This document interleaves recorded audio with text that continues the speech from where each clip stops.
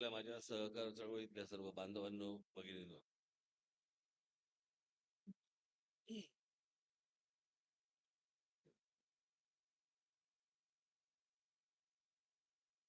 आज मी काही तुम्हाला सहकार चळवळ समजवायला नाही आलोय.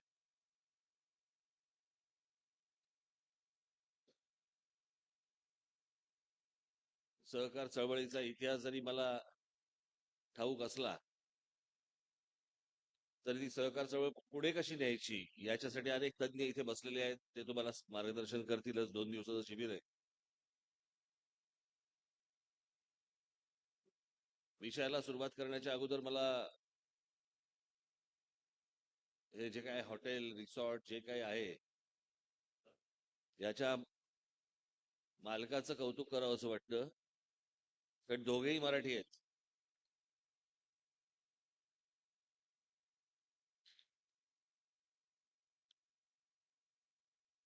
अनेक लोकांचे गैरसमज झालेत की मराठी माणसाला धंदा जमत नाही. त्यांनी अजून महाराष्ट्र फिरलेलेच नाहीयेत. एखाद्या शहरात बसून घरात बसून फक्त बोलायचं की मराठी माणसाला धंदा जमत नाही. आज असंख्य मराठी माणसं अशी आहेत महाराष्ट्रामध्ये की जे व्यवसाय करतायत, हजारो कोटीचे व्यवसाय करतायत, पण गप्प असतात, इतरांसारखे नाहीत.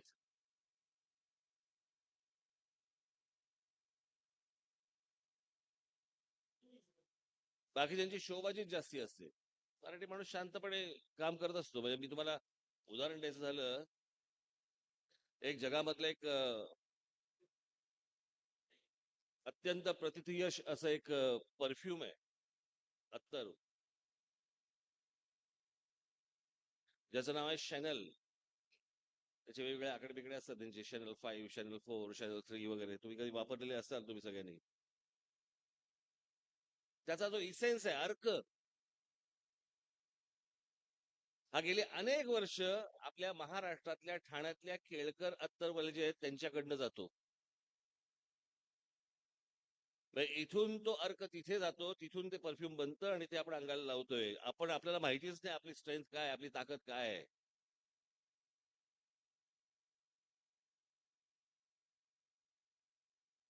आज ही सगळी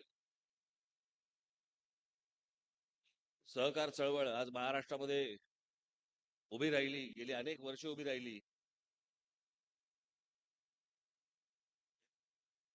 आत्ताचं सरकार जे आहे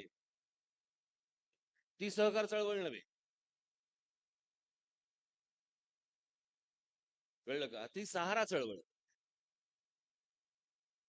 आम्ही अडकलोय, आम्हाला सहारा द्या. त्याच्यामुळे ती सहकार चळवळ नाही की सगळ्यांनी एकत्र येऊन सरकार सांभाळायचं. ती ही सरकार चळवळ नाही. हे आमच्या ज्योतिराव फुलेंनी उभी केलेली.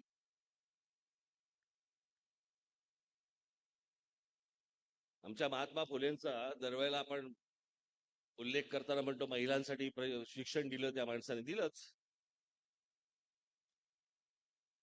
पण आमच्या महाराष्ट्रामधल्या त्यावेळेला जो काही मराठी पट्टा जो काही होता, त्या महाराष्ट्रामधल्या जमिनी सावकारांच्या घशात जाऊ नये याच्यासाठी जे पहिलं आंदोलन केलं ते आमच्या ज्योतिराव फुलेंनी केलं.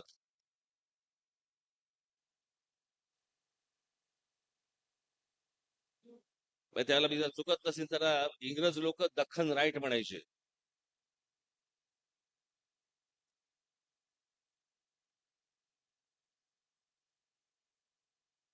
आपल्याकडे आता पुणे बिण्याला आहे ना तुमचं डेक्कन जिमखाना वगैरे, मूळ शब्द दक्षिण, त्यानंतर त्याचा झाला शब्द दख्खन, आणि मग इंग्रज आल्यावर त्याचा झाला डेक्कन.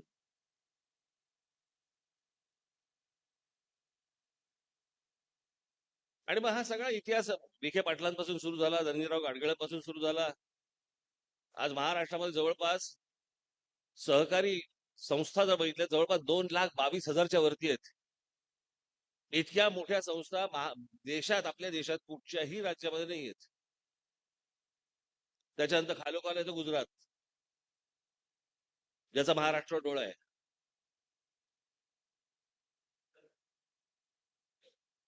कालची परवाचीच बातमी आहे. तर मला माहित नाही जाते का राहते का काय अजून मला कळलं नाही. पण आपल्याकडची महाराष्ट्रामधली महानंदा डेअरी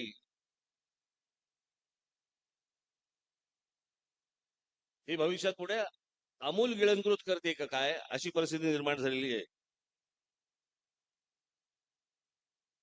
मी आज जो तुमच्यासमोर उभा आहे, मी फार काही भाषण करणार नाही तुमच्यासमोर. मला फक्त काही थोडक्यात काही गोष्टी तुम्हाला सांगायच्या आहेत, काही धोक्याच्या सूचना तुम्हाला द्यायच्या आहेत.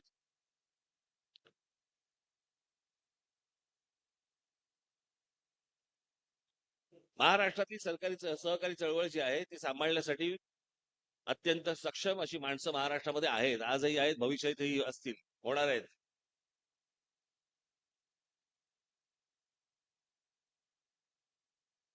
पण मला असं वाटतं आपण इतिहासाकडे दुर्लक्ष करून चालणार नाही. इतिहास वाचल्यानंतर इतिहास आपल्याला काहीतरी शिकवत असतो. त्याचं भान जर आपल्याला वर्तमानामध्ये येणार नसेल तर हातातनं सगळ्या गोष्टी गेल्यानंतर काहीही होणार नाही. तुम्हाला आठवत असेल, मी एकदा त्या आपल्या महाराष्ट्राच्या विकास आराखडा ब्ल्यूप्रिंटच्या वेळेला मी तुम्हाला सांगितलं होतं की मराठवाड्यामधली पाण्याची परिस्थिती आता अशी आहे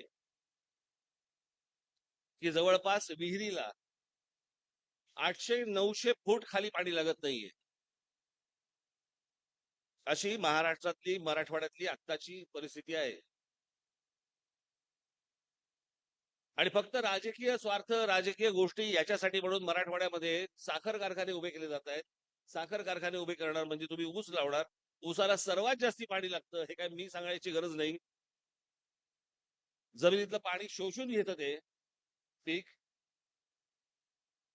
नॅशनल जिओग्राफिकने सांगितलेल्या तुम्हाला त्यांच्या म्हणण्यानुसार मी तुम्हाला सांगतो की आत्ताची मराठवाड्यामधली परिस्थिती ही जर अशी चालू राहिली, असं जर जमिनीतलं पाणी खेचत राहिला तुम्ही, तर पुढच्या 40-50 वर्षात मराठवाड्याचं वाळवंट झाल्याशिवाय राहणार नाही, असं त्या तज्ज्ञांचं म्हणणं आहे. आम्हाला अक्कल येत नाही, आम्हाला समजत नाही, आमच्याकडच्या पुढाऱ्यांना कळत नाही. जे बेल्ट आहे ते ओरबाडा, घशात घाला, खिशात घाला, पुढच्या आपल्या पिढ्यांसाठी फक्त वापरा. पण याच्यामध्ये महाराष्ट्राची एक एक जमीन बर्बाद होतीये ह्याचा आमच्याकडे विचार नाहीये, कोणत्याही प्रकारचा पुढचा विचार नाहीये. आणि त्याच्यात त्यांचं शेवटचं वाक्य असं आहे की उद्या वाळवंट झाल्यानंतर, त्या प्रदेशाचा वाळवंट झाल्यानंतर जर ती जमीन पूर्ववत करायची ठरवली, पहिल्यासारखी करायची ठरवली, आणि जर कसोशीने प्रयत्न केले तर साधारणपणे 400 ते 500 वर्ष लागतील.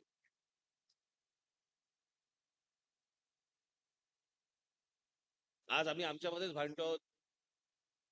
आज आम्ही आमच्यामध्येच भेदामध्ये भांडतो आहोत. कोणी मराठा, कोणी कुणबी, कोणी माळी, कोणी साळी, कोणी आगरी, कोणी ब्राह्मण, कोणी मराठा. काय चालू आहे? हे चालू नाहीये, हे चालवलं जातंय. हा महाराष्ट्र एकसंघ राहू नये, हा एकत्र राहू नये, यातला मराठी माणूस एकत्र राहू नये, याच्यासाठी बाहेरच्यांचे प्रयत्न सुरू आहेत, हे आमच्या आतल्या लोकांना समजत नाहीयेत. हा राज ठाकरे गेली अनेक वर्ष बोंबलून बोंबलून बोंबलून बोंबलून हेच सांगतोय महाराष्ट्राला. जे जे महाराष्ट्राचं जे जे चांगलं आहे ते ते बाहेर काढा, बाहेर निघत नसेल उद्ध्वस्त करा.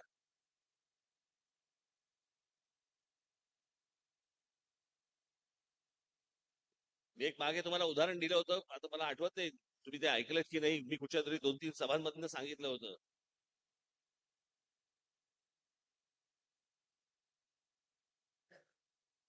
की ज्यावेळेला तुम्हाला विचारतात, प्रश्न विचारतात ज्यावेळेला की तुम्ही कोण कोण आहात तुम्ही, मग तुम्ही सांगता आम्ही भारताचे नागरिक आहोत. कुठले भारताचे नागरिक? आम्ही महाराष्ट्रातले नागरिक आहोत. अच्छा, महाराष्ट्रातले नागरिक. कुठले महाराष्ट्रातले नागरिक? आम्ही नेरळला राहतो. अच्छा, नेरळला राहता. कुठे नेरळला राहता? घर आहे का? तो घराचा जमिनीचा तुकडा आहे ना, ते म्हणजे तुमचं अस्तित्व. नाहीतर नेरळला राहतो याला काय लॉजिक आहे? महाराष्ट्राचा आहे म्हणजे काय?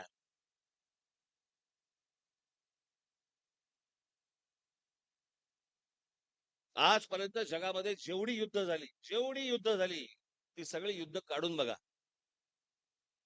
त्या सर्व युद्धांना आपण इतिहास म्हणतो. आणि जगामधला कोणताही इतिहास हा भूगोलाशिवाय पूर्ण होत नाही. भूगोल म्हणजे जमीन.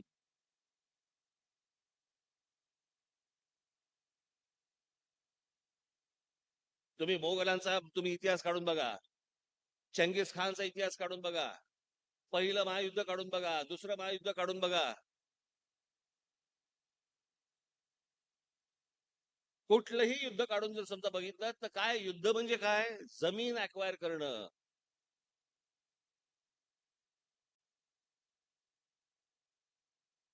ही जमीन अक्वायर करणं याला आपण इतिहास म्हणत आलो.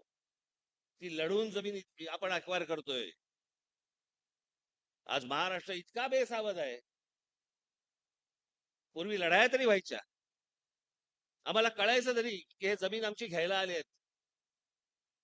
आता राजकीय दृष्ट्या इतक्या हळू पद्धतीने तुमच्या जमिनी आता हातामध्ये घेतल्या जात आहेत, उद्या तुमच्याकडे काही तुमचं अस्तित्व राहणार नाहीये. आज मी इथे रायगड जिल्ह्यामध्ये उभा आहे.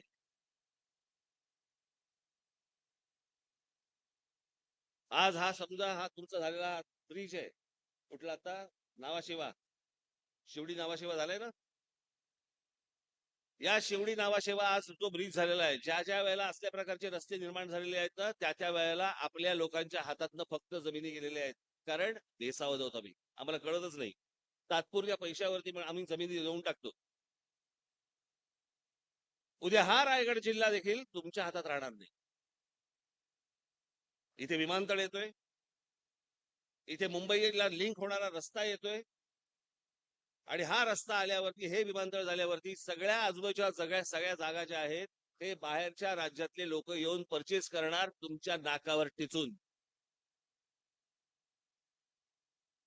हळूहळू हळूहळू तुम्ही दुसरी भाषा बोलायला लागणार. तुम्ही मराठी बोलायचं बंद होणार, कारण ती माणसंच बोलायची बंद होणार तुमच्याशी. आणि उद्या ह्या सगळ्या जमिनी, आता मी तुम्हाला सांगून ठेवतोय, धोक्याची सूचना रायगड जिल्ह्यासाठी खास. आता पुढच्या काही दिवसांमध्ये तो सिलिंग तयार होईल, तो काय काय म्हणतात त्याला, शिवडी नावाशेवा, हे विमानतळ येणार. माझी मराठी बांधवांना, भगिनींना माझी हात जोडून विनंती आहे की हे काय चालू आहे ना आपल्या आजूबाजूला, सतर्क राहा. प्रत्येक ठिकाणी मध्ये इमारतीच्या इमारती गळीकृत केल्या जात आहेत, जमिनीचे पट्टे काढून घेतले जात आहेत. ही एक वेगळ्या प्रकारची महाराष्ट्रातल्या विरोधातली ही एक प्रकारची सहकार चळवळ आहे, जी आपल्या विरोधातली आहे, जी महाराष्ट्राच्या विरोधातली आहे. बाबांनो, हे समजून घ्या. उद्या हातामधनं या गोष्टी जेव्हा जातील ना, त्याला फक्त पश्चातापाचा हात फक्त कपाळावर मारत बसावं लागेल तुम्हाला. मी एवढंच सांगण्यासाठी आलो होतो. मी तुम्हाला सहकार चळवळ समजवण्यासाठी आलेलो नाहीये. हे सगळे तज्ञ आहेत तिकडे, ते समजवतील तुम्हाला. तुम्ही तज्ञ असाल त्यातले. पण महाराष्ट्राच्या विरोधातली ही जी सहकार चळवळ जी सुरू आहे, ही मला असं वाटतं तुम्ही जर नेमकी नीट ओळखली नाहीत, कारण आपल्याकडचे नेते लाचार झालेले आहेत, मिंधे झालेले आहेत, पैशाने वेडे झालेले आहेत. त्यांना सत्व कळत नाही, त्यांना पाठीचा मणका नाही, स्वाभिमान नाही, काही नाही. आज इकडून तिकडे गेले, तिकडून तिकडे गेले, तिकडून तिकडे गेले. घरी गेल्यावरती लोक विचारत असतील, घरचे लोक, आज कुठे आहात. पण तसं त्यांना पण बाहेर बोलायला लागत असेल, त्यांना पण बाहेर बोलायला लागत असेल. अहो, मी मध्यंतरी एका कार्यक्रमाला गेलो होतो विधान भवनामध्ये, मला कळेच ना कोण कुठच्या पक्षात आहे.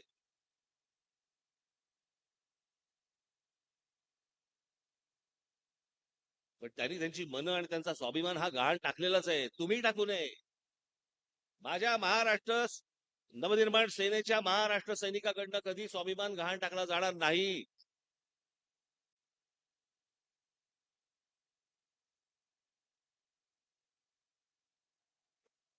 आणि ही गोष्ट तुमच्या पुरता ठेवू नका. जेवढे तुमचे कोणी मित्र परिवारातले लोक असतील, नातेवाईक असतील, कोणी असतील, सतर्क राहा. ठाणे जिल्ह्याचा पालघर बिलघर पासूनचा पट्टा आता हातातनं जायला लागलेलाच आहे. उद्या येऊन बसल्यानंतर तुम्ही काढू नाही शकणार त्याला. पण उद्या आपल्या हातातलं काय आपण गमावून बसतो. हा सगळा आज कोकण किनारपट्टीला सगळा धोका आहे.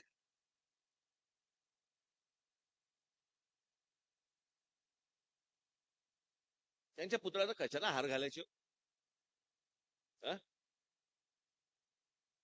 त्यांनी काय सांगून ठेवले हे जर समजा आमच्या लक्षात येणार नसेल.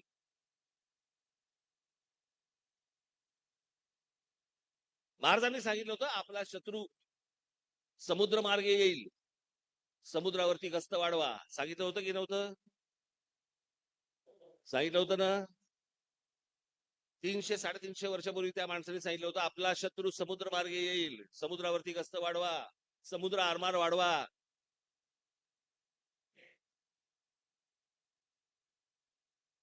नंतर काही वर्षांनी ते कान्होजी आंग्रेंच्या रूपाने आलं, पण महाराजांनी त्याला 2 माणसं उभी केली होती, या रत्नागिरी जिल्ह्यामधलीच. 2 सख्खे भाऊ होते. एकाने गावावरनं आडनाव घेतलं, एकाने जातीवरनं आडनाव घेतलं. एकाचं नाव होतं व्यंकटाजी भाटकर, भाट नावाचं गाव आहे तिकडे, आणि दुसऱ्याचं नाव होतं मायनाक भंडारी, कारण ते भंडारी जातीतले होते. या दोघांवरती जबाबदारी टाकली होती. त्या माणसाला कळलं होतं की आपला शत्रू समुद्र मार्गे येईल. आमच्याकडे समुद्र मार्गे RDX आला, आमचा पत्ता नाही, आम्हाला लक्षात येत नाही. त्या समुद्र मार्गावरनं कसा आला आमचं लक्षच नाहीये. आम्ही फक्त जयंत्या आणि पुण्यतिथ्या एवढ्यांचाच फक्त विचार करतो. ते आले, हार घातला, आमचं काम संपलं. ते काय बोलले, काय केले, आम्हाला काही देणं घेणं नाही या गोष्टीची.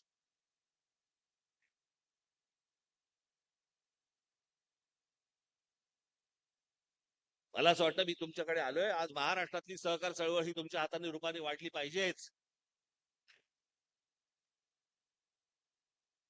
पण महाराष्ट्रावरती जे ज्या प्रकारचं संकट येतंय, ती जी सहकार चळवळ आहे ती माझ्या महाराष्ट्र सैनिकांनी मोडून काढली पाहिजे. त्याच्यासाठी तुम्ही सतर्क असणं गरजेचं आहे. सतत कोणीतरी येऊन सतर्कतेचा इशारा, सतर्कतेचा इशारा, सारखं होत नसतं. तुमच्या जाणीवा जाग्या पाहिजेत. आमच्या बाबासाहेब पुरंदरेंचं एक फार छान वाक्य होतं की ज्यावेळेला स्वाभिमान मरतो ना, तेव्हा उरतात फक्त जिवंत प्रेत. माझा सहकारी हा मला जिवंत प्रेत नकोय. तुम्ही उसळले पाहिजेत. तुम्हाला कळलं पाहिजे काय चालू आहे आजूबाजूला आपल्या. ज्या प्रकारचं राजकारण आज देशभरामध्ये सुरू आहे, ज्या प्रकारची न्यायालयीन व्यवस्था सुरू आहे, उद्या मुंबईला हात घालायला वेळ घेणार नाहीत ते. उद्या महाराष्ट्राचे तुकडे करायला, विदर्भाचा तुकडा पाडायला वेळ लावणार नाहीत ते. आणि हे का आज नाही चालू आहे, हे गेले 70 वर्ष सुरू आहे. याचं कारण या प्रदेशाने, या महाराष्ट्राच्या प्रदेशाने, या मराठ्यांनी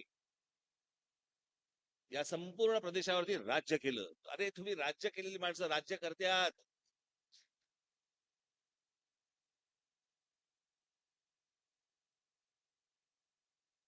आम्ही फक्त पोवाड्यामध्ये ऐकायचं, कार्यक्रमात ऐकायचं, आमच्या मराठी माणसांनी अटकेपार झेंडे फडकवले.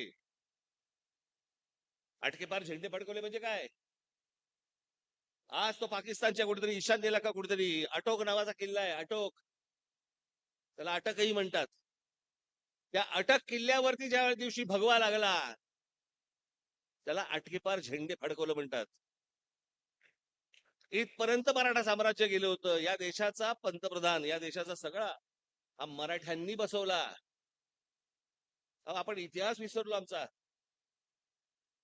आम्ही आमचं काय होतं हे सगळं गमावून बसलो. रोजच्या मोबाईलच्या क्लिप्स मध्ये आणि टेलिव्हिजनच्या सिरियल मध्ये आम्ही अडकून पडलो. पण आमच्या अवतीभोवतीच्या सगळ्या गोष्टी पोखरल्या जात आहेत, याच्यावरती आमचं लक्ष नाहीये, आम्ही बघत नाही आहोत. आज माझ्या बाजूला कोण राहायला आलंय?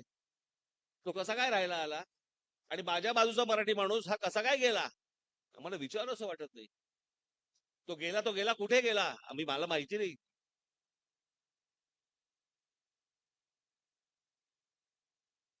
आणि म्हणून मी आज दिलीपला खास करून धन्यवाद देईन या सहकार्य हे अधिवेशन त्यांनी आज भरवलं त्या माध्यमातून मला आज तुमच्यासमोर बोलता तरी आलं.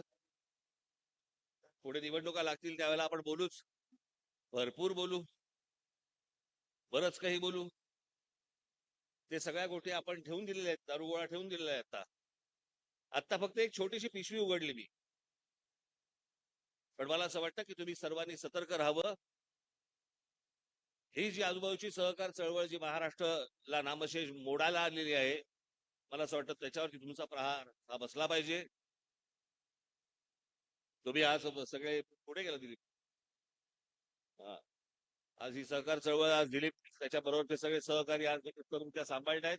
मी दिलीप आणि सर्व सहकार्याला मी मनपूर्वक तुम्हाला त्यांना शुभेच्छा देतो आणि आपण सर्वांची मी रजा घेतो. धन्यवाद. जय हिंद, जय महाराष्ट्र.